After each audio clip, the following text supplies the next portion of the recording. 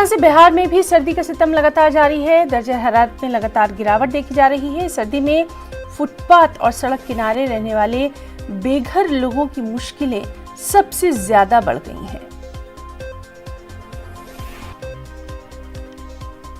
बिहार का कल्याणपुर मोहल्ला है और कल्याणपुर मोहल्ले का ये महादलित टोला का एक घर है। देख सकते हैं कि यहाँ पर पूरा परिवार सोया हुआ है जमीन पर ठंड से बचने के लिए। और दूसरी तरफ दिखाना चाहेंगे कि वहाँ पर एक मवेशी है जो इनके साथ है। मतलब पूरा परिवार इस कमरे में रह रहा है। सबसे बड़ी बात है कि जो ये घर है इसका ऊपर का या फिर दीवार या फिर अगल बगल का इलाका की बात अगर करेंगे तो सारे के सारे प्लास्टिक के बने हुए हैं या फिर कपड़े के या फिर मिट्टी के। ये अगर देखा जाए तो इसके बगल में भी घर है। यहाँ पर इस कल्याणपुर मोहल्ले के महादलित टोले में लगभग 50 घर हैं जहाँ पर सफाई कर्मी रहते हैं।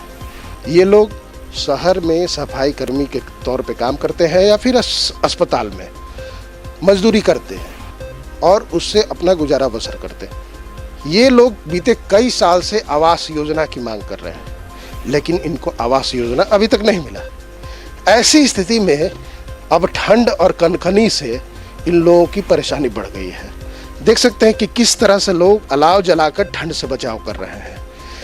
कहा जा रहा है कि इनको अभी तक कोई मदद नहीं मिला।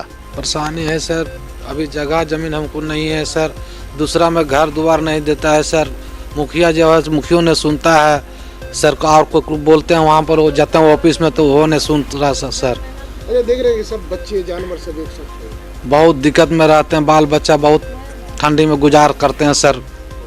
अब बहुत कठिन से जी रहे हैं सर। बता रहे थे कि कंबल के बारे में। कम्बल तो सर 3 साल पहले मिला, उसके बाद कम्बल नहीं मिला है सर। किस देखिए रहे सर किस तरह गुजारा कर रहे हैं रात बीच में हम लोग ठंड में। प्लास्टिक का छत है सर और प्लास्टिक का बगल में घेरा भी दिया हुआ। नीचे जमीन पर बाल बच्चा सोते हैं। सांप काट लेगा कि बिच्छा काट लेगा। इतना हम लोग को पैसा नहीं है जो पक्का का मकान बना सके सर। ठंड में अभी परेशानी कम्बल नहीं मिला सर। अब मुखिया वार्ड कमिश्नर देता भी नहीं। वार्ड पार्षद से लेकर मैं डंके की चोट पे कहता हूँ ललिता